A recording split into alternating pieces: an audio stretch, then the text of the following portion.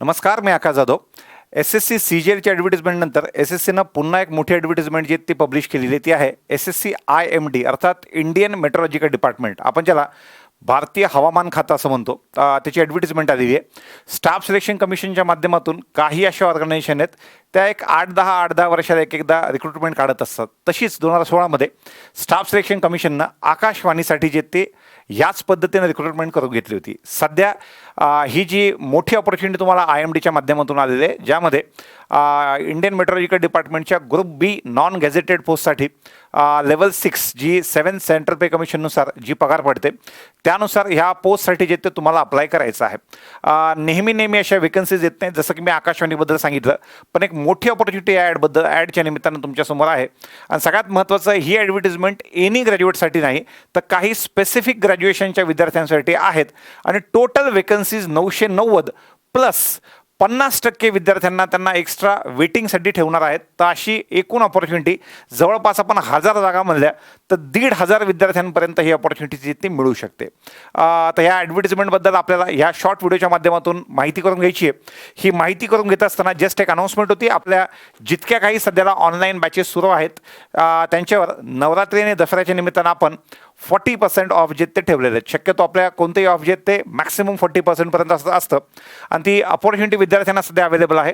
त्या माध्यमातून आपल्या जितक्या काही बॅचेस आहेत, सगळ्यात महत्त्वाचं म्हणजे सध्या स्टार्ट झालेली आत्ताच 3 तारखेला सुरू झालेली बँकिंग स्टार 4.2ची बॅच असेल, जी की लाईव्ह फॉर्मॅटमध्ये, त्याशिवाय व्हिडिओ ऑन डिमांड फॉर्मॅटमध्ये आपली असलेली क्वांटची बॅच, जी माझी बॅच आहे, सोबत रिझनिंगची अमोल पाटील सरांची बॅच, इंग्लिशची बॅच आहे, त्यानंतर मराठीची बॅच आहे, निखिल सरांच्या ब्रह्मास्त्राच्या बॅचेस आहेत. तर विद्यार्थ्यांना जी कोणती बॅच घ्यायची असेल त्यावर 2, 3, 4 आणि 5 ह्या तारखेला NAV40 हा कोड त्यांना यूज करायचा आहे साधारणतः.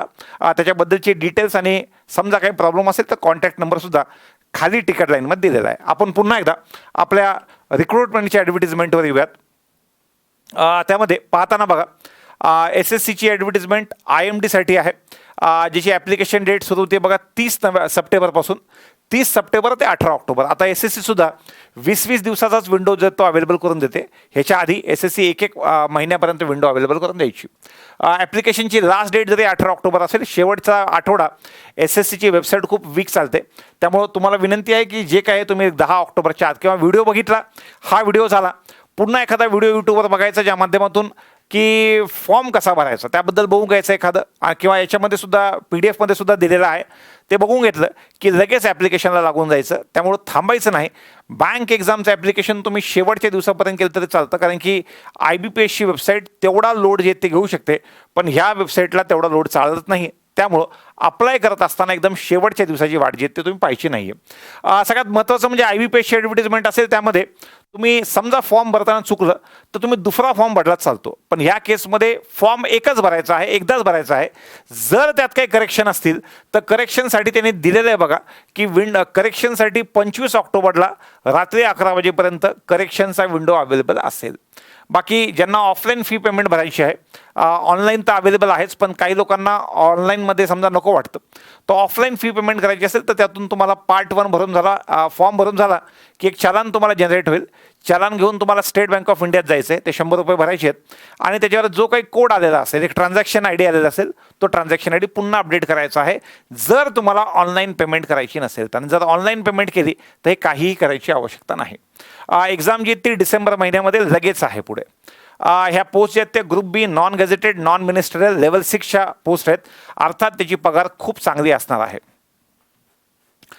एक्झाम जी ती इंग्लिश आणि हिंदी ह्या 2 भाषेमध्ये त्यांचे क्वेश्चन पेपर असतील. सगळ्यात महत्त्वाचं SSCनं काय चेंजेस सध्या केलेले आहेत हे जर तुम्हाला माहिती करून घ्यायचं असेल तर पहिल्यांदा स्टाफ सिलेक्शन कमिशनकडे DVचा प्रोसेस असायचा. आता त्यांनी प्रत्येक ऑर्गनायझेशनला सांगितले की तुमचा DV तुम्ही कंप्लीट करून घ्या. या हिशोबानं सध्याला एक स्पीड म्हणजे फक्त SSC काय करेल की आपापली एक्झाम घेऊन मोकळं होईल, निकाल त्यांच्याकडे देईल, संबंधित ऑर्गनायझेशनकडे देईल, ते त्यांचं DV करून घेतील. त्यामुळं प्रोसेस फास्ट होईल आणि जॉईनिंगचा पार्टसुद्धा आहे तो सुद्धा फास्ट होऊन जाईल. एक ॲडिशनल यादी 50% विद्यार्थ्यांची, जेवढ्या जागा आहेत समजा 1000 जागा आहेत त्याच्या 50% साधारणतः 500 विद्यार्थ्यांची रिझर्व्ह यादी असेल, ज्यांना पुढच्या 1.5 वर्षापर्यंत तो जॉब मिळण्याचे चान्सेस असेल. वेटिंग लिस्ट क्लिअर करून साधारणतः पुढचे 1.5 वर्ष त्यांचा जो स्कोर असेल तो व्हॅलिड असणार आहे. टेंटेटिव्ह वेकन्सीज त्यांनी 900 सांगितलेल्या आहेत आणि त्याचं कॅटेगरी वाईज डिस्ट्रीब्युशनसुद्धा अवेलेबल आहे. त्याच्यानंतर नॅशनॅलिटी त्याच्याबद्दलचा पार्ट आहे. सोबत एज लिमिट जी ती तुम्हाला कॅल्क्युलेट करायची आहे अजून 18 ऑक्टोबर 2022 आणि ती 30 वर्षापेक्षा कमी पाहिजे 18 ऑक्टोबर 2022ला. SC कॅटेगरी ST कॅटेगरी असेल तर त्यामध्ये 5 वर्ष एक्स्ट्रा मिळतील. OBC असेल तर 3 वर्ष एक्स्ट्रा मिळेल. फिजिकली चॅलेंज असतील तर त्यांना 10 वर्षाचा पार्ट त्यामध्ये एक्स्ट्रा एज रिलॅक्सेशन जे ते मिळणार आहे. अजून आपण थोडंसं सिलेबसवर येऊयात किंवा पुढे पुढे आल्याच्या नंतर त्यामध्ये 2च मिनिट. सगळ्यात महत्त्वाचं प्रोसेस ऑफ सर्टिफिकेशन. तुमच्यापैकी काही विद्यार्थी SC ST OBC EWS आणि फिजिकली चॅलेंज ह्या कॅटेगरीचे बेनिफिट घेऊ इच्छितात, पण काही विद्यार्थ्यांकडं स्पेसिफिकली OBC आणि EWS विद्यार्थ्यांना दरवर्षी सर्टिफिकेट काढावं लागत असल्यामुळं त्यांच्याकडे कोणता कट ऑफ डेट की त्या डेटच्या आधी सर्टिफिकेट पाहिजे त्यांना माहिती नसतं. यात त्यांनी स्पेसिफिकली मेन्शन केलं की 18 ऑक्टोबर 2022 ह्याच्या आतलं सर्टिफिकेट आम्हाला OBC असेल तर सेंट्रल OBCचं, EWS असेल तर सेंट्रल EWSचं सर्टिफिकेट आवश्यक आहे ह्या फायनान्शियल इयरचं. SC आणि ST कॅटेगरीला तसं कोणतंही फायनान्शियल इयरचं नसतं, सर्टिफिकेट एकदाच त्यांना काढायचं असतं. पण OBC आणि EWSला 1 एप्रिलच्या नंतर पण 18 ऑक्टोबरच्या आधी काढलेलं सर्टिफिकेट पाहिजे. सर तसं सर्टिफिकेट नसेल तर आम्ही अप्लाय करावं का किंवा कशातून अप्लाय करावं हा प्रश्न विचारण्यासाठी कॉल करू नये, कारण की तुमचं काम आहे. तुम्हाला जर रिझर्वेशन पाहिजे तर सर्टिफिकेट आधी काढणं आपलं काम आहे. थोडंसं पुढे स्क्राईबसाठी क्रायटेरिया दिलेला आहे त्यांनी की स्क्राईब तुम्हाला वाटलं तर तुम्ही स्वतःचं नेऊ शकतात, तुम्हाला वाटलं की त्यांनी अवेलेबल करून द्या तर तो सुद्धा करता येईल. फक्त तसं तुम्हाला फॉर्ममध्ये मेन्शन करावं लागेल. एक्झामसाठी यांना ह्या फिजिकली चॅलेंज विद्यार्थ्यांना ज्यांना स्क्राईबची आवश्यकता आहे त्यांना 1 तासामागे 20 मिनिट जे ते एक्स्ट्रा मिळतील. आणि स्क्राईबचं जे एज्युकेशनल क्वालिफिकेशन आहे ते 1 स्टेप बिलो असणं आवश्यक आहे. त्याच्यानंतर कंपेन्सेटरी टाईम लिमिट दिलेला आहे 20 मिनिटाचा. आता बघा सगळ्यात महत्त्वाचा पार्ट की या एक्झामला कोण कोण अप्लाय करू शकतं. थोडंसं हा वाला पार्ट डिटेलमध्ये घेतो.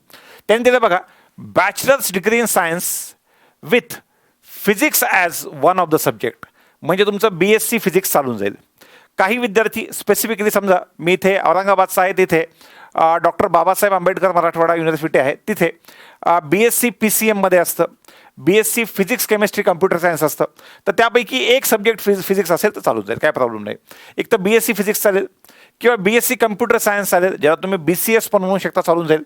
किंवा BSc IT पण चालेल आणि BSc कम्प्युटर ॲप्लिकेशनमध्ये पण चालेल. आता किंवा त्यांनी दिलेलं आहे की diploma in electronics and telecommunication, electronics and telecommunication ह्या 2पैकी एक पार्ट चालेल. आता काही जण म्हणतील की आमचं BSc नाही आहे पण आमचं BE आहे, वरचं शिक्षण चालतं का? आमचं डिप्लोमा नाही आहे पण आमची डिग्री आहे, असं चालतं का? तर तसं स्टेटमध्ये चालत नाही पण सेंट्रलमध्ये बिलकुल चालतं. ही सेंट्रलची ॲडव्हर्टिजमेंट आहे. ह्यामध्ये असं याच्यामध्ये कुठे मेन्शन नाही आहे, पण याच्यानंतर समजा SSC JEEची ॲड आली.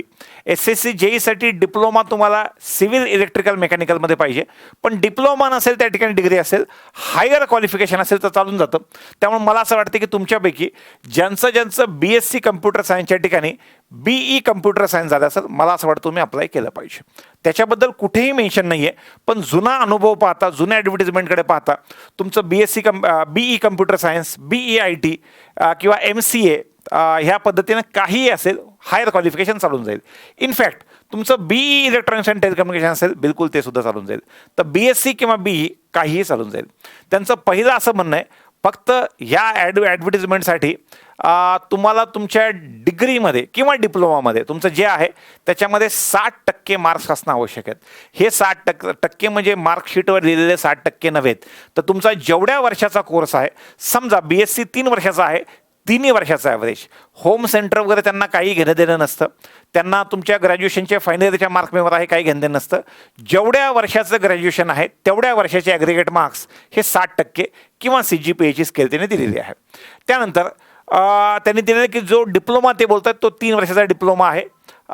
त्याच्यानंतर द ॲप्लिकंट मस्ट हॅव 10+2. जर त्यांचं डिप्लोमा नाही आहे पण त्यांचं 10वी म्हणजे 12वीमध्ये त्यांचं फिजिक्स प्लस मॅथमॅटिक्स हे कोर सब्जेक्ट असणं आवश्यक आहे. आता तुम्ही इंजिनिअरिंगला जात आहेत म्हणजे फिजिक्स प्लस मॅथ्स असतंच, त्यामुळं हा एक पार्ट जर इंजिनियर त्याच्यामध्ये अप्लाय करत आहेत तर BSc आणि BE या पद्धतीने ह्या तिन्ही क्रायटेरिया त्यांनी त्यामध्ये दिलेले आहेत. थोडंसं आपण अजून पुढे जाऊयात. याच्यामध्ये महत्त्वाचा जो पार्ट आहे तो एकदा बघूयात. ॲप्लिकेशनची प्रोसेस टिपिकली एखाद्या ज्या आपण SSCची एक्झामचा फॉर्म भरतो तसाच आहेत, ज्यामध्ये फोटो आणि सिग्नेचर जे आहे ते खूप व्यवस्थित करा, कारण की त्याच्यामुळं आतापर्यंत खूप जणांचे फॉर्म जे आहेत ते त्यांनी रिजेक्ट केलेले आहेत फोटो व्यवस्थित नसल्यामुळं. त्या फोटोमध्ये तुम्ही जर कॅप घातला असेल तर कॅप घालून फोटो काढू नका. त्यानंतर स्पेक्टेकल्स, तुम्ही जर गॉगल किंवा चष्मा लावला असेल तर चष्मा न लावता तुम्हाला फोटो काढायचा आहे. त्याच्यामुळं SSCचा फॉर्म असेल तर फोटो तुम्हाला खूप व्यवस्थित जो आहे तो लावायचा आहे. फॉर्म खूप आधी भरा असं ते सुद्धा सांगतात स्वतःहून. ॲप्लिकेशनची फीस ही 100 रुपये आहे जनरल आणि OBCच्या मुलांना. बाकी सगळ्या मुलींना फॉर्म फ्री ऑफ कॉस्ट आहे. SC मुलांना फ्री ऑफ कॉस्ट आहे, ST मुलांना फ्री ऑफ कॉस्ट आहे, फिजिकली चॅलेंज आणि एक्स सर्व्हिसमॅन सगळ्यांना फॉर्म फ्री ऑफ कॉस्ट आहे.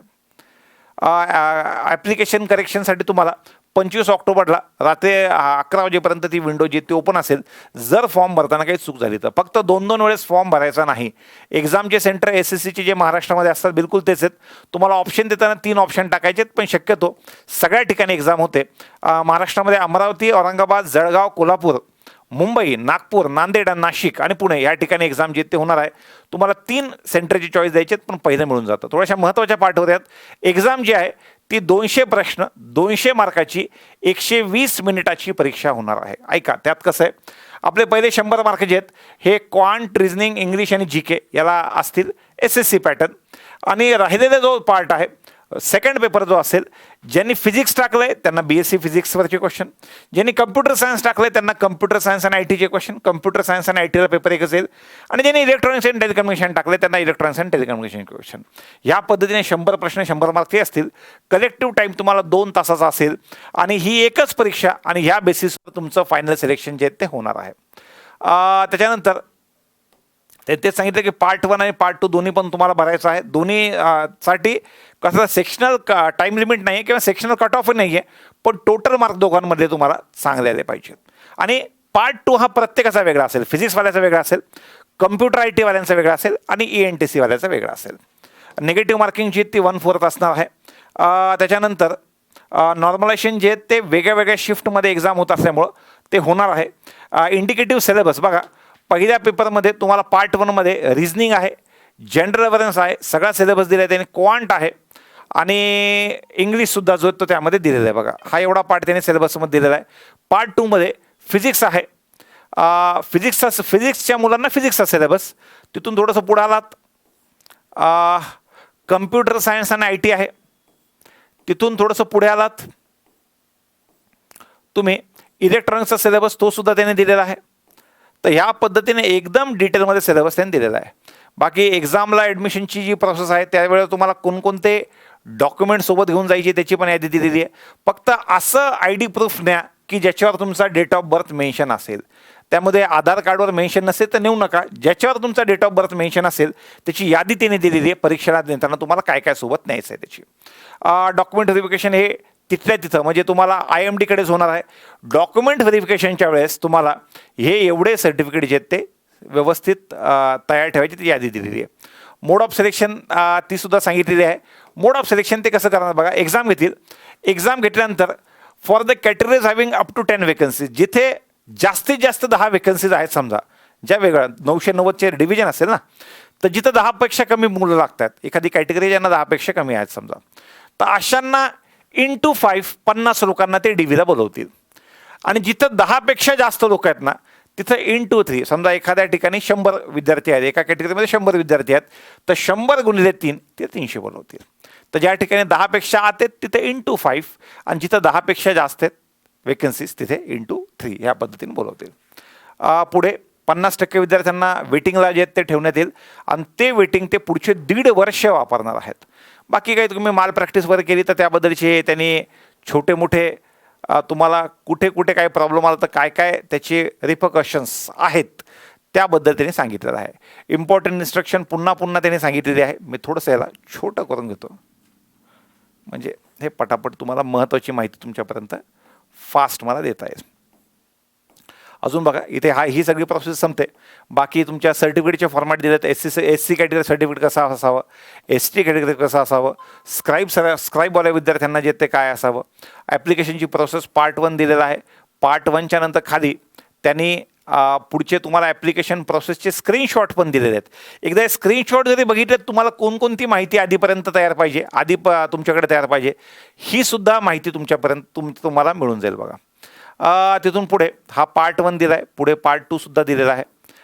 पार्ट 2 ॲप्लिकेशन कसं भरायचं तर त्याबद्दलचे हे स्क्रीनशॉट बघा आणि स्क्रीनशॉट बघून तेवढी माहिती फॉर्म भरायची तयार ठेवा. हार्डली 15-20 मिनिटाच्या आत तुम्हाला फॉर्म भरता येईल आणि ज्यांनी आधी SSCला अप्लाय केलेलं आहे अशांना तर 10 मिनिटाच्या आतच भरता येईल. फोटोचं सर्टिफिकेट फोटोची जी पद्धत आहे ते फोटो ह्या पद्धतीनं पाहिजे असं त्यांनी दिलेलं आहे. यापैकी खालीलपैकी कोणत्याही पद्धतीने नको, ह्या वरच्या पद्धतीमध्ये फोटो आला पाहिजे. याबद्दल खूप स्ट्रिक्टली त्यांनी जे ते सांगितलेलं आहे. चला पुढे SC ST कॅटेगरीच्या फॉर्मॅट, सर्टिफिकेटचे फॉर्मॅट, EWSच्या सर्टिफिकेटचे फॉर्मॅट, हे सगळे फॉर्मॅट आणि बाकी सगळ्या गोष्टी असं हे 47 पानांचं जे ते नोटिफिकेशन असणार आहे. तर विद्यार्थ्यांना पुन्हा अशी संधी जी ती येत नाही. विद्यार्थ्यांनी फक्त अशा संधीचं सोनं करायचं आहे. मी काय म्हणतो सध्याला अप्लाय करून ठेवा. आता सध्याला IBPSचं कॅलेंडर तुमच्या हातामध्ये आहे. त्यामुळं आता IBPSच्या एकदा, कारण की आता एकदा ह्या एक्झाम संपल्या, POची वगैरे एक्झाम संपली, SBI क्लरिकल संपली, नंतर डिसेंबरच्या आसपास तुम्हाला अशा एक्झाम टार्गेट करायला एक चांगला स्कोप आहे. स्पेसिफिकली ही एक्झाम BSc च्या विद्यार्थ्यांना आहे. BScच्या विद्यार्थ्यांना जसं की ॲग्रिकल्चरच्या विद्यार्थ्यांना काही ना काही एक्स्ट्रा एक्झामच्या निमित्तानं स्कोप मिळतो. वेगळ्या एक्झाम IBPS SOची आली, FC आली, त्यांच्याकडे वेगळ्या जागा निघतात. मला असं वाटतं BSc फिजिक्स झालेल्या विद्यार्थ्यांना किंवा BCSच्या विद्यार्थ्यांना, BCAच्या विद्यार्थ्यांना ही एक मोठी ऑपॉर्च्युनिटी आहे जी त्यांनी घालवू नये. सोबत तयारीसाठी मग ती बँक एक्झाम असो, SSC एक्झाम असो, तुम्हाला जर काही कॉन्टेंटवाला पार्ट लागला तर तो निश्चित तुम्हाला आपल्या प्रथम ॲपवर मिळेल. त्यातला सध्या तुम्ही ह्या बँकिंग स्टार, ज्या लोकांना बँकिंगची तयारी स्टार्ट करायची त्यांच्यापर्यंत हा वाला मेसेज तुम्हाला पोहोचवायचा आहे 4 आणि 5 तारखेपर्यंत. 5 तारीख तशी आपल्या ऑफरची लास्ट डेट आहे. तर ज्यांना असं वाटतंय की त्याचा लाभ घ्यायचा त्यांनी आयदर बँकिंग स्टार किंवा क्वांट रिझनिंग इंग्लिश मराठी या बॅचच्या निमित्तानं त्यांनी तो वाला त्याचा फायदा जो तो करून घ्यायचा आहे. धन्यवाद.